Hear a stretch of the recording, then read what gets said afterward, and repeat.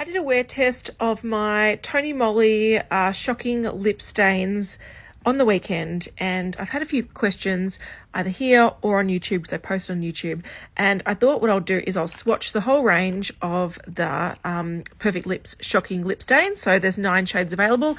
I also have 5 shades of the matte version. Now there's actually 8, but because these aren't as pigmented, I don't tend to wear them as much. I'll show. I'm actually wearing this one today, number 1, so I'll show you what it's like. So it's pretty, but it's sort of more like a blotted matte liquid lipstick. So it's very thin. It's a bit grippy, so it's not super dry. But I don't think it stains as much. I will put them on my arm and let them set for like 5 minutes and then wipe them off so you can see the stain effect. I just find that the original formula is a lot better at staining. So if you want a lip stain, this is what I go for. If I want a sort of matte liquid lipstick, these are totally fine, but they're not quite as good in my opinion. A little bit more information.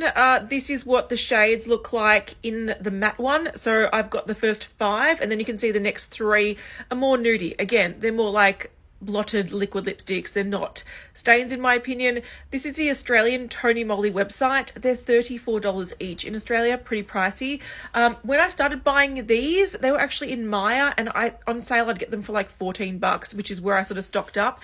These days I tend to buy them on YesStyle. They're a lot cheaper.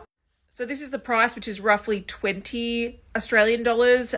So you know, a significant chunk cheaper, but also you can find sales on YesStyle. The problem is that at the moment, there's only a couple shades that's in stock. So I think the red one, maybe the pink, maybe the orange.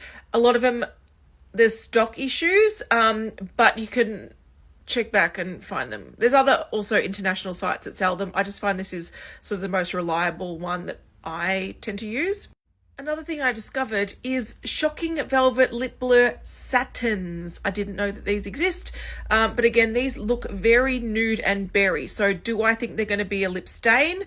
Probably not. I think they're going to be like this, just a little bit less matte looking maybe, but this is from the Australian website. Annoyingly, they don't sell these. I don't know why. They have a different lip stain, but not these. These are my fave. Stock them, Australia. What are you doing? Anyway, let's swatch.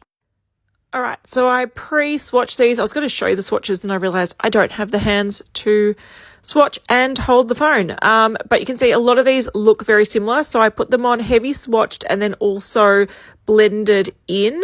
So the first one is the pink. So it is definitely a cooler tone pink. You can see by the blended out, there's a lot of sort of blue tone to it. The second is the red. That's the one I did a wear test of over the weekend. It actually looks quite burgundy red, but it's a true red stain. The next one is ruby. I think it is. That's my favorite one. It's like a Lady Danger orange tone red. It looks very orange compared to the one above it, but you can see there is reddy tones there. The fourth one is orange, and this looks very tangerine, so it looks a lot more yellow based, but it actually does look, when it sort of mixes with your lip color, it creates more of a sort of corally color. So it's not as, I guess, tangerine orange, but it doesn't wear as well as the red one. I feel like the red stain just helps it last a little bit longer, but it's a little bit more vibrant and punchy. That next pink one, which would be number 5, is Petal. And that one is also a pink, but you can see compared to the top one, it's a warmer pink. So more of like a corally type pink. But when it does, like we blend it out, it definitely looks pink. It's just a little bit warmer. The one underneath that, so the one here, is Tomato. Now, heavy swatch, they look quite similar, but Tomato again is a little bit more orangey leaning, but it's still like a corally shade, and the one above it is a little bit more pink, like vibrant sort of watermelon pink. I'd probably look, if I had to say the differences, I'd say maybe the top one's raspberry, the one below it is like strawberry, and then we have Coral, which is lighter, so it's similar to the one I'm wearing on my lips today, but it's the shiny version. So this again is like a lighter stain. It sort of looks like the one above it, but just lighter. That sort of burgundy one is called Rose. I feel like when they're blended out, they look very similar, just like a dark nude.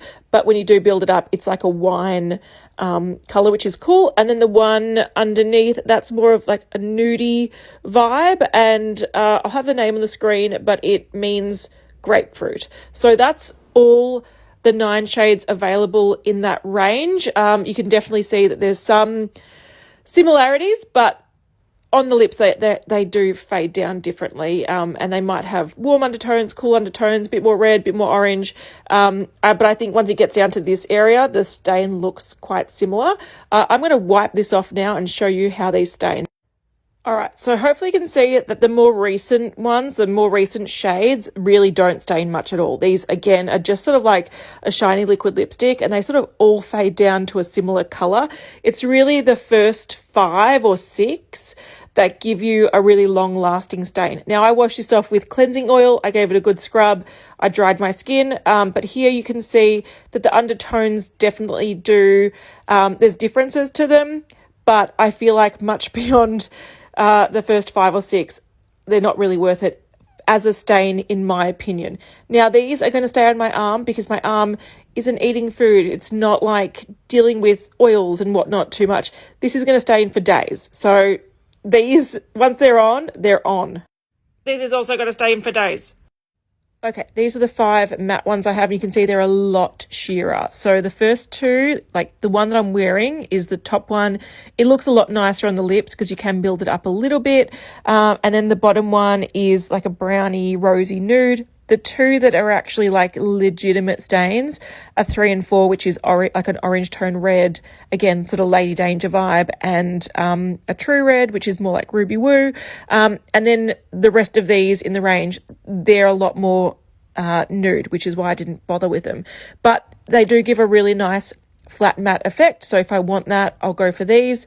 I sort of treat them more like liquid lipsticks than I do stains. But let's wipe these off.